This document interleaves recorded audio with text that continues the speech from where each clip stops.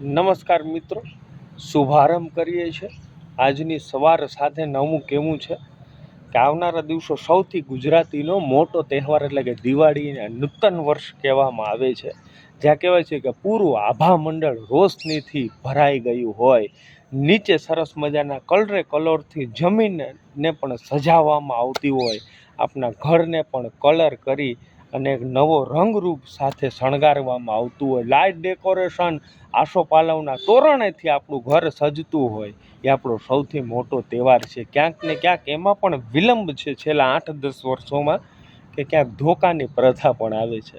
ખરેખર આપણે સૌને સાથે મળી અને આના પ્રત્યે પણ કંઈ વિચારવું જોઈએ. પહેલાંના માણસોને 5 વ્યક્તિને મેં પૂછ્યું, મેં જાણ્યું કે આવું બાપા પહેલાં આવતું ખરા?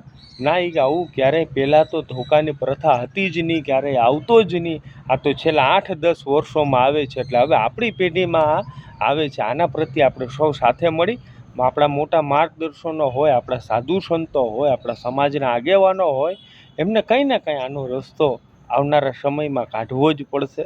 એવો પ્રયત્ન કરીએ, એવો પ્રયાસ તો કરીએ એકવાર કે કંઈક ને કંઈક એમને વાત કરીએ, કંઈક ને કંઈક એમાંથી સુઝાવ લઈએ કોકના, તો કંઈક રસ્તો કદાચ નીકળી શકે. કોઈ દિવસ જ નહીં ધોકો એટલે એને કંઈ ગણવાનો જ નહીં એ દિવસને.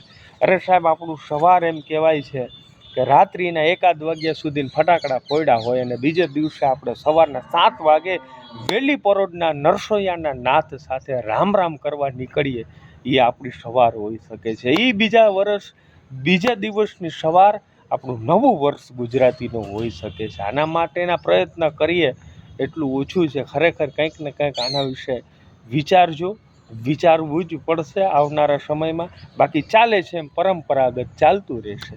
જય હિન્દ, જય ભારત.